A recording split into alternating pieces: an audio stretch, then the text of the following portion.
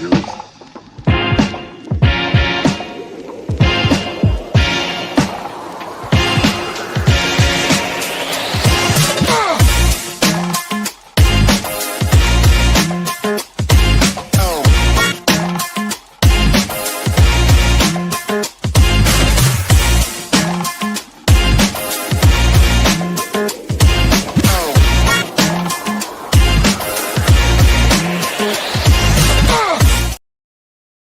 Hey, Aaron, how you doing? He's Aaron William Freeland. I'm Candid Frank Stanishi. Thank you for pulling up and picking a chair or wherever you're doing watching this. I hope you have a great day.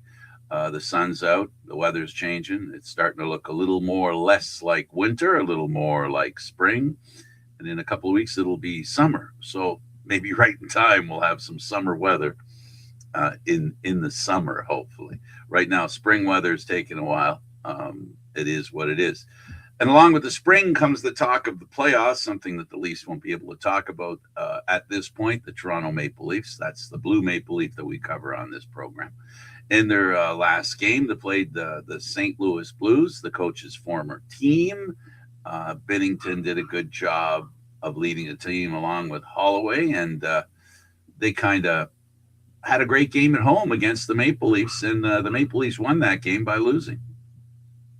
You know, at the end of the day, they got 13 shots on goal, which I think is pretty damning in and of itself. Dylan Holloway had himself a goal and an assist. You know, Benner hadn't started in St. Louis since February 24th against New Jersey. The last 4 starts that he's had have all been on the road. And that included a 14-save win over Vancouver last week.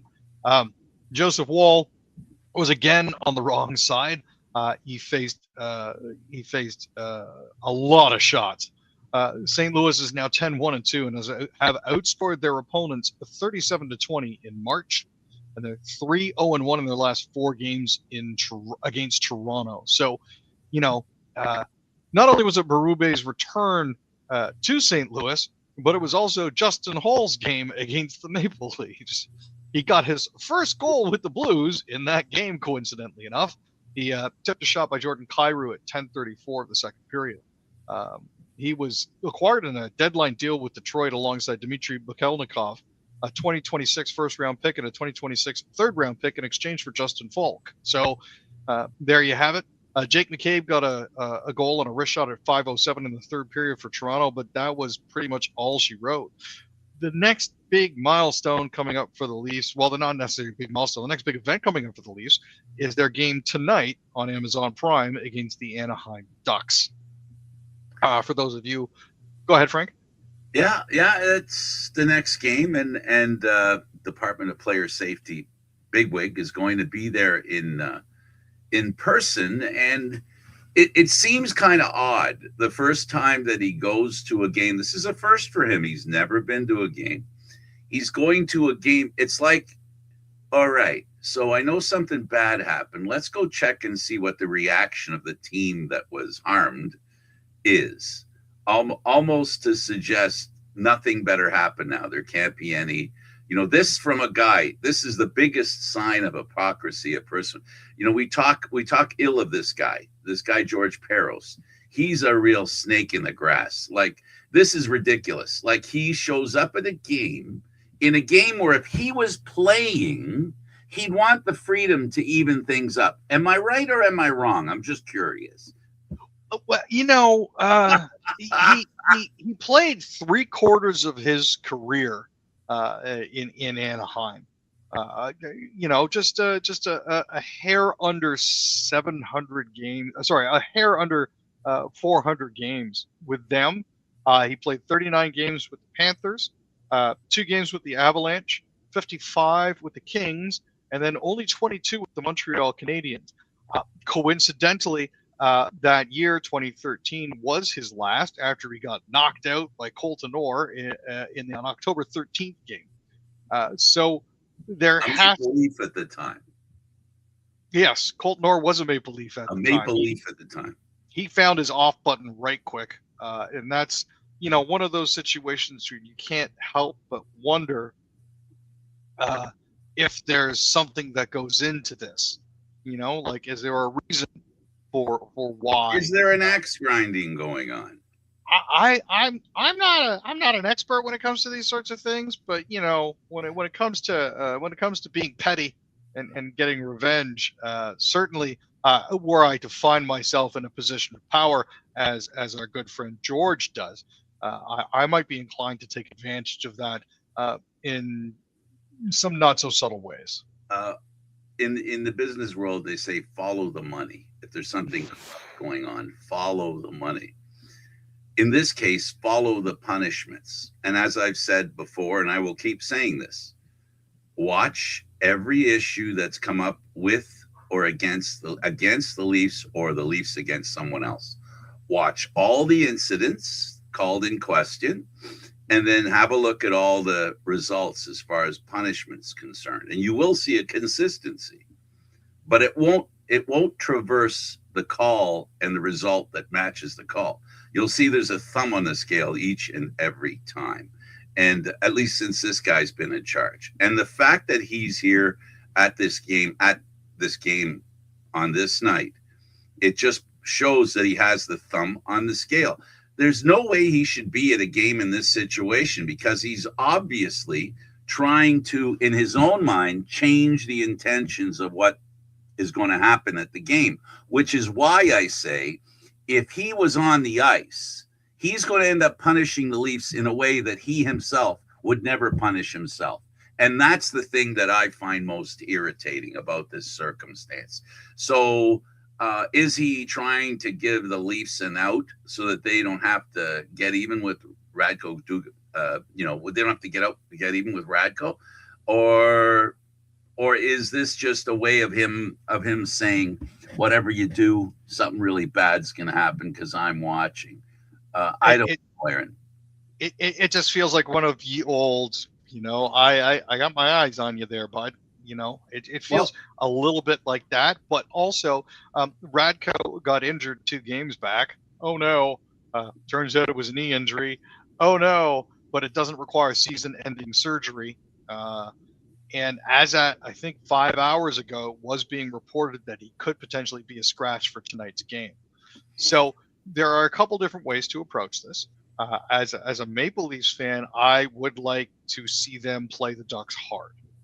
I would like to see them play spoiler and potentially beat the Ducks. I also don't want it to veer into bad comedy where they attempt to take revenge on another unnamed, as yet to be named player on the Ducks for what happened to Matthews. I'm not a big proponent of the you hurt one of my guys, so I'm going to put one of your guys in the morgue sort of tit for tat. But I would prefer if they did at least play physical. And if Gudas is there, he knows he's going to have to answer the bell at some point. I don't think he's afraid to do that. Very little in this world, I think, phases that particular gentleman. But, there's got to be at least something that's done. Well, like I said, I apologize for calling. I apologize for calling the guy in charge a snake. I didn't mean to insult snakes. That's fair. I really didn't mean to insult snakes. That was terrible of me to do that. The fact is, again, I talked about the thumb on the scale. This here is basically he's sitting on the scale. He's saying, I'm going to be an impact on this game, which is not what he's supposed to be doing. He's like a referee. They do their best work when you don't notice them. They don't come. The ref doesn't come to center ice and say, okay, I'm going to make a really good call in this game, and I want you to watch what I'm doing. It's just ridiculous. It's Bush League. It turns the National Hockey League into a Bush League. Let's talk about the PWHL. A lot of interesting stuff happening there, and in particular, Ottawa won an important game. Yes, they did. Ottawa is now 6-7-1-9 and have moved 2 points in front of the Toronto Scepters for the 4th and final playoff spot in the PWHL, with a match in hand and 7 games remaining in the regular season. Sarah Wozniewicz gave Ottawa the lead, and rookie Peyton Hemp scored her first goal. And Gwyneth Phillips got her first shutout of the season as the Charge blanked Seattle 2-0 on Sunday, despite the return of the Seattle Torrents captain Hillary Knight. Wozniewicz was in the right position to bang into deflection after a shot by Catherine Riley hit the skate of a Seattle defender in front. Hemp gave the Charge a 2-0 lead with 1:23 left in the second period. Seattle began the third period on a 2-minute power play after Brianne Jenner of the Charge was called for interference in the final second of the second period. But at the end of the day, they came out on top, which is definitely good for them. Ottawa has a league high 14 power play goals, but went 0 for 3 against Seattle. But the Torrent also come up empty on 6 power play opportunities last night as well. So in the end, it all evens out. The Charge are going to be hosting the Scepters on Wednesday, and the Torrent are visiting the Sirens on Saturday. Let's move to Ottawa in the OHL. The 67s kind of came back in a game that they could have lost. They turned the momentum around and ended up winning and take a series 2-0 lead. Yeah, they took 3 early penalties that helped the Frontenacs get out to an early lead. But they got out of that hole with 15 unanswered shots and built on a 2-1 opening period lead with a couple more goals in the second before finally walking away with a 4-3 win and a sweep of the first 2 games in their opening round OHL best-of-7 showdown. The scene is now going to shift to slush puppy place for games 3 and 4 on Tuesday and Thursday. Absolutely. The Raptors, 31-point run. Unheard of in the NBA. In fact, so much so, it was a record. Yeah, this is the largest unanswered run in the PXP era. That's starting 1997. After trailing 20-14 in the first quarter, the Raptors went off for 31 unanswered points that lasted until early in the second quarter. Jamal Shed got the scoring started at the free throw line, followed by points from Memo Klashvili, RJ Barrett, Scotty Barnes, and AJ Lawson. Most of the Raps points came off fast break from steals, 3-pointers off ball movement, and free throws. The Raptors now lead the NBA in fast break points, averaging 18.5 points per game. The 52-point victory, coincidentally, was also Toronto's largest in franchise history. Barnes' career-high 15 assists against the Magic also make him the second Raptor in franchise history and the first in the NBA this year with 100-plus blocks and 100-plus assists in a season. So they're continuing to set them up and knock them down. They're currently sitting in 5th, which means that they would draw the Cavs in the first round. They're hoping to at least win out. If they don't, they could potentially drop to 6th, where they would end up playing the Knicks, against whom they're, I believe, 0 for this season, which is not a good matchup for them. No, not at all. Let's go on to the Blue Jays, who had a really good start to a season. They swept the Sacramento A's. And let's talk about Blue Jays' Ernie Clement and how he's been playing, and the conversation about Bo Bichette, who's 1 for 14 with 9 strikeouts in the first 3 games with the Mets. I got to say this first. As far as Ernie Clement is concerned, he's been a good asset for this Blue Jays team. He showed he could play really well in the playoffs, which was really important. And Bo Bichette, it is said, did not want to play on artificial turf. Now, here's the problem I have, Aaron. I said this last time, and I'll say it again. What does an infielder have to worry about when it comes to artificial turf? Because what's in the infield is dirt. I don't know how much a shortstop, a third baseman, or a second baseman, less a shortstop and a second baseman. Third, you do got to go step on the carpet sometimes. But I'm confused by that story that he's not playing here because of that. I think what it says, Aaron, more than anything, it's an admission that physically he has to concern himself with his physical well-being, which is a big red flag that the Jays pulled out of the ground and said, "Hi, Mets, take what I got for you." Yeah, just the fact that Ernie has been playing as well as he has. He's already got a walk-off hit and started the season 4 for 13. He was never really a major part of the Blue Jays' plans until he finally got into the lineup and he just started hitting. This is one of those players where you can put him almost anywhere in the lineup and he's going to be effective. He makes contact. He's got a decent amount of speed, and he is absolute dynamite against lefties. So, Clement is now, based on his performance last year, basically at the top of the list of players that should make it onto your lineup card every single time. Because they have Clement, the replacement process was exponentially easier for them. He's on a relatively good deal for them. And the fact that Bo wanted as much as he did made it that much easier for the Jays to say, okay, yeah, sure. Now, Bo did admit that he hasn't been playing well, starting the season 1 for 11. He said, yeah, I know I got booed, but if anything, I thought it took too long. I get it. I thought my at-bats were terrible too. Wow. So at least he's aware of the issue, but since 2023, he hasn't been performing the same. Well, he did come back from an injury for the World Series. He did make a couple of good plays, did make a really, he had a couple of really important hits that didn't push the Jays over the top against the Dodgers, but he had a good series. But the Jays have to concern themselves with a long-term good, and that's part of the reason why they made a trade for another infielder. Yeah, so they actually sent Leo Jimenez out. It's one of those constantly evolving roster things that they had to do. So they sent Leo Jimenez from the Blue to the Miami Marlins in exchange for Dub Gleed and $250,000 in international bonus pool money. Now, while the Jays may have lost an infielder in Jimenez as part of the transactions, he is out of minor league options and seemed headed to another team via waivers anyways. So they figured they should be able to, get something for him. And they did.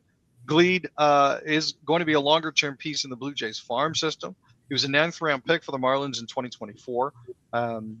And in his first Pro Bowl season, he made it all the way to AAA. Even if it was only for one game, he still had the skills to make it there. He hit .252 over 275 plate appearances at 4 different Marlins affiliates. Most of his playing time was at the A and AA levels. So he spent a lot of time between the 2 corner infield positions and appeared in a game apiece as a second baseman and as a catcher. So he's definitely a utility man. Something that they could definitely use. Jimenez, despite his promise, I don't think he was making it into the lineup anytime soon. He did show well in spring training, but the fact that they were able to move him for something is good. Well, they had an asset that they thought they were going to lose. So anything you get for an asset that you believe you're going to lose, in other words, you're saying that asset's next thing I do is going to make that asset disappear. Well, I might as well get something for it. So they gave him to a team that could use him, a better team, because they would not have had a chance if the Jays put him out there to be picked off, because the worst teams get first crack at those players, right? So, yeah, so the Jays got something for a player that they were going to lose, and that's a smart thing to do. And right now the Jays have proven over the past couple of years that they're making smart decisions that pan out. And something, Aaron, when you see the way the Jays are run and the way the Leafs are run, night and day. And you see that both teams make trades. The problem with the Leafs is they sell low and buy high, and this is one of the problems with them. But we'll talk about the Leafs a little further if we have some time left in the program. So let's move over to the National Hockey League, and let's talk about the Habs. Suzuki is really leading the Montreal Canadiens very well. Good chance that he might hit 100 points, Aaron. There is definite talk of that. He had he had 3 points in the game. He figured in all 3 of the Habs goals. He scored 2 and assisted on another. That the Habs have now won 5 straight. They beat the Metropolitan Division leading Hurricanes in all 3 regular season games so far. Jacob Dobish made 34 saves in his 3rd win of the season over the Hurricanes. Svechnikov managed to pot 1 for the Hurricanes, but Anderson stopped 15 shots. Montreal scored in the power play after a tripping penalty on Eric Robinson with 15 seconds left. Suzuki now leads the Habs with 91 points. He's got 5 goals and 12 assists in the past 10 games. And with the few games left in the season, it is very possible for him to get those 9. So they're Absolutely. going to play Tampa Tuesday, and the Hurricanes are going to be in Columbus. The Senators need to win. Unfortunately, played the Tampa Bay Lightning. The Bolts beat them. Yeah, something happened during that game that I thought was very funny. Brady Tkachuk went to cross-check a Tampa Bay Lightning forward in the back after he got a shot on goal, and the whistle had gone, and the Tampa Bay player turned around and just slapped him. And I thought that was absolutely priceless. Cousins and Spence scored for Ottawa, and Reimer had 4 goals on 27, allowed 4 goals on 27 shots. Ullmark was ruled out, but he was still sitting on the bench to back up. Question obviously now being asked by some fans is, well, if he was well enough to sit on the bench, why wasn't he well enough to play? I think that's more of a rhetorical question than it is a legit question. I think he was good enough to sit on the bench, and they felt faithful, I guess. I don't know. Why tempt fate, not put him in, keep him on the bench? If they really need him, bring him out there. He's playing through something, obviously, Aaron, something that we've heard about a lot, right? Let's talk about the Winnipeg Jets and Perfetti's late goal. So Winnipeg has been doing pretty well lately, actually. Cole Perfetti got a tie-breaking goal late in the third, and they kept their postseason hopes alive by beating Colorado 4-2. Hellebuck made 21 saves. Gabe Velarde had a goal and an assist, and Cole Koepke and Kyle O'Connor also scored. The Jets, with 74 points, are 3 behind the Nashville Predators for the second and final wild card berth in the Western Conference. They actually got a little bit of help the other night because the Bolts beat the Preds 3-2 in Nashville. Winnipeg's now earned a split of the season series and won the second game of the home-and-home between those two teams. Colorado won in Winnipeg 3-2 on Thursday. Let's talk about the Flames, and holy moly, they got 7 goals. This is a team hungry for goals, but then you look at who they're playing and you say, well, which is it? The Canucks offense or the Calgary Flames offense? You kind of expected that. Coronado extended his point streak to 5 games with a goal and 2 assists. The Flames scored 4 times in the second period en route to a 7-3 win over the Canucks. Morgan Frost also had a goal and 2 assists for Calgary. Joel Farabee, Ryan Strome, Oli Mata, Zane Parik, and Adam Klopka rounded out the scoring. The Flames have now gone 5-0-1 in their last 6-game homestand. Liam Ogren, Jake DeBrusk, and Nils Höglander scored for Vancouver. The last place Canucks have now lost 5 straight. Nikita Tulipila was beaten 4 times on 11 shots before he got pulled. Kevin Lankinen gave up 3 goals on 12 shots in relief. They've been having no luck with this sort of thing whatsoever. They're going in to play the Golden Knights on tonight, so that should be an interesting game. And the Flames are playing Colorado tonight. The Oilers beat the Ducks. The Oilers need some victories. The higher they can finish in their group, ensure that they get a playoff spot, because if you don't finish in the top 3 in their division, you could slide out of the playoffs. So the wild card situation is a little heavier in the other division. And so the Oilers need to win. And they just did that against the Ducks. Not bad. Yeah. McDavid had a goal and 2 assists. This means that he officially takes the scoring title back from Kucherov. He's currently leading in that race. Zach Hyman had a goal and an assist, and Roslovic and Matt Savoie also scored for the Oilers, who have now won their 3rd game in a row and moved 3 points back of the division-leading Ducks. The Oilers went 1-9-2 in their previous 12 attempts to win more than 2 games in a row. They're now 27-5-5 when scoring first. Beckett Seneke, and I guess it's pronounced Seneca. Anywho, Beckett Seneca and Cutter Gauthier replied for the Ducks, who saw a 4-game win streak come to an end. Michael Granlund also had his goal-scoring streak end at 4 games, in which he tallied 7. He has 19 goals in 49 games so far this season. The Ducks are obviously playing Toronto tonight, and the Oilers are hosting the Kraken on Tuesday. And the Golden Knights fire their coach with 8 games left. They fired the guy that won them a Stanley Cup in 23. And I don't mean 1923. In 2023, he won them. He was the coach for their Stanley Cup championship season. And the Knights have replaced him with another Stanley Cup champ, one that has let's just say he comes with a warning due to experience. And I'm just wondering, a lot of people here in Toronto are making noise about, sending flares and memes about Marner wanting out because Torts is coming. I don't know what that means. I don't know how true that is, and I really don't care.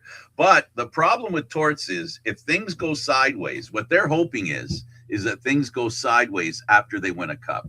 So in other words, his style of coaching can grate on players. It can grate on players. I guess the Golden Knights have made a value judgment in saying, well, he'll be just here long enough to motivate them, and before they get really tired of him and revolt. And that's been known to happen. Well, the Golden Knights are 3-5-2 in their last 10 games. They only have 8 games remaining, so this makes the decision to go out and get Torts all the more puzzling. I think what they're hoping for is the new coach bump. Yeah. Which typically happens after you replace the coach, right? They're currently sitting in 3rd place in their division with 80 points, looking to solidify things a little bit more. With 8 games left, catching and passing the Oilers isn't entirely out of the question. That would set them in good stead and get them more playoff money, especially because they'd have home ice advantage during the first round.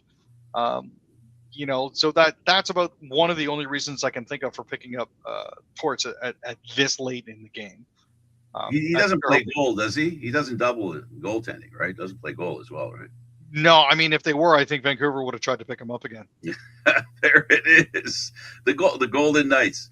That is something. That is something that's very interesting. Bringing him in. I'm curious as to how this is going to play out.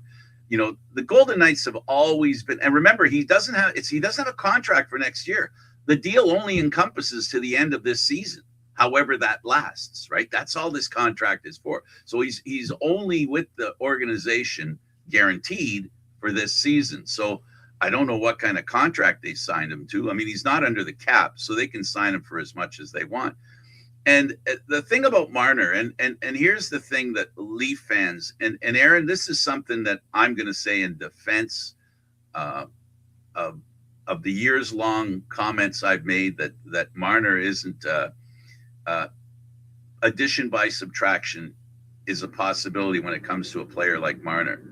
And not because he's a horrible person, not because he's a horrible player, but because of chemistry, And here's the thing. I don't know how the Vegas Golden Knights aren't a better team when they traded for a guy that's the highest paid player on their team for a guy that was their number 3 center. And this is where they end up. That's the part that, speaks volumes to what I've always preached about. And a lot of what makes teams great isn't necessarily how many points they put up or how they look. We as fans, have sometimes value judgments that aren't real. They're value judgments that are only at face value. That's all our value of somebody or a player is at face value. The depth of the importance of that player sometimes isn't something that we as a group, fans, perceive. This situation points to it point blank. You trade Marner for a 3rd line center. You pay him more than anybody else on the team. Now you fire the coach because you're actually afraid you're not going to make the playoffs. Because if they continue in this trend, they could end up not making the playoffs. This is very true. It is possible for them to just slide right out of the playoff picture. And it's not as far-fetched as it might actually seem. I know that Connor McDavid made the joke that the Western Division was a bit of a pillow fight, but yeah. Some are suggesting that maybe not even a pillow fight. It might only be a pillowcase fight. And that's the thing, the Preds are only 3 points back. They could pass the Golden Knights if things don't go well. And that necessitates Vegas trying to make sure that the house wins. And that's, that's pretty much the way that you have to look at it at this point. Indeed, the Los Angeles Kings could potentially catch them as well. Another team. Yeah, and they've got a game in hand. The mediocrity of that division is really what they're the most mediocre division of the four. They are the worst division as far as points are concerned by the teams within it, right? So, this is something that's a dangerous situation for the Golden Knights, because for them, they're a proactive team, Aaron. They're not like the Maple Leafs. We take a look at both those teams, and we see the Golden Knights in the position they're in, fire their coach, bring in a new coach.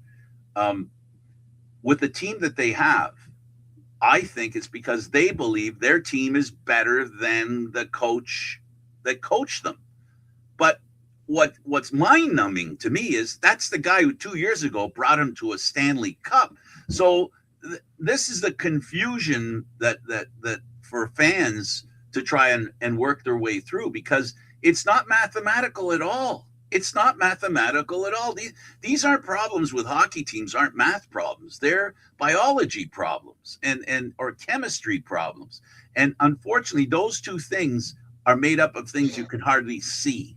You have to know what they look like. You have to be able to have the right microscope to see what's going on. And in this case, I'm saddened to see that a team like the Vegas Golden Knights, who really were trying to be really smart, right?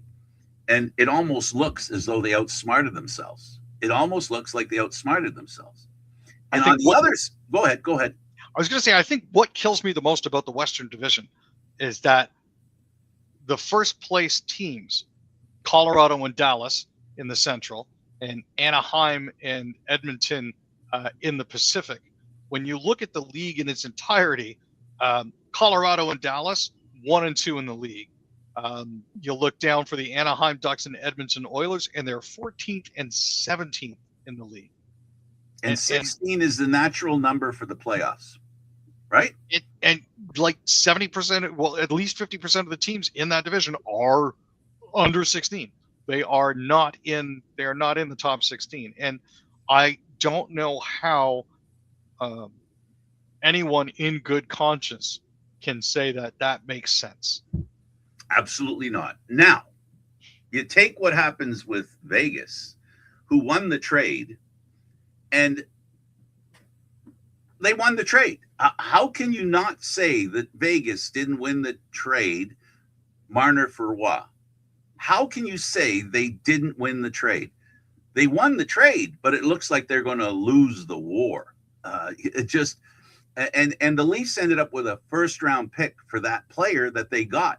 And I think a first-round pick for a player that was going to leave you looks good on the Maple Leaf side of the equation, except for one tiny little detail, just a tiny little detail. They've wholesale gotten rid of all their first-round draft picks. The Leafs now are hoping that they finish 5 or worse, right, in the standings, in the bottom 5. That's where they want to finish so that they can get a shot at McKenna or another player. And the ones that I like that are in that top 5, Aaron, it's a very heavy, great defenseman draft. There are some good right-handed defensemen available to the Leafs if they can keep that draft pick. And Aaron, I just think and believe they need a number 1 defenseman. Even if he isn't one today, isn't one next year, but within 2 or 3 years, if they get, and if they can get in that spot, and that guy's a number 1 defenseman in 3 years, Aaron, that's what the Leafs need. They've got a center in Matthews if he wants to stay. If he doesn't want to stay, then it's easier to trade for better forwards than it is to trade for better defensemen. Everybody hangs on to their defensemen. That's just what they do. So in my hope as a person watching the Leafs and wanting for them to be impactful, I hope they finish in the bottom 5. St. Louis, they won the game, but they lost the battle. But they're looking to make the playoffs, and good for them that they're doing that. The Leafs need to lose tonight. When they go, maybe 4 or 5 players should jump Gudas, and they all get suspended 3 or 4 games apiece, and that'll help the Leafs going down the road. Well, here's the good news. Toronto has 75 points. The team that's sitting in 28th spot where they need to be is Florida with 73. So they're only 2 points up on them. We need to figure out a way for the Panthers, who have a game in hand, to jump us in the standings. And in between, there's the San Jose Sharks, the St. Louis Blues, the Winnipeg Jets, who are in a playoff spot. It's one of those things where it's that none of this makes sense. Everything is topsy-turvy. I referred to math, Aaron, earlier, and I'll refer to the math now. It is my understanding, based on winning percentage, in other words, points, games, percentage, the Leafs are actually the 5th worst team in the league when you do it mathematically. Because that takes into account the extra games that they've played, right? So mathematically, it brings them down a little lower because of all the games in hand. But here's the problem. When you have games in hand against teams that are lower than you because they don't have many points to begin with, the percentages may not work as quickly as you hope. But listen, if the Leafs can finish in the bottom 5, that'll be a win. And then if they can put together a team next year that's healthier, I don't know how they do that. Will they be a team once again that has health issues right out of the gate, even before they get to the gate? This Leaf team could be a playoff team next year if they are healthy. And by healthy, I mean they've got a defenseman, their number one defenseman, their shutdown defenseman. I don't know if he's going to retire or if he's going to come back. But, if they're healthy, this team isn't as bad as they played this year. Look, I've got my beefs with the coach. I've got my beefs with management and how they've given away first-round draft picks. But I really do believe that in hockey, it's 50% physical and 90% mental. That's just my opinion. And the Leafs' attitude mentally this year has been in the dumps. And that's why I think they need to make some really serious changes in coaches or management or something to reset the dial. They need a real serious reset. My last thoughts on this is that the Leafs should strive for balance in all things. And by that, I mean Bettman 500, because that's going to get them their first-round pick if they can get there. Aaron gets the last word. Thank you, Aaron, for doing this. I appreciate you as always. And thank you for watching, everybody. We'll see you again next time. Have a great one. I'm Candid Frank. He's Aaron William Freeland. This has been Leaf Talk, the Red Maple Leaf, along with some blue.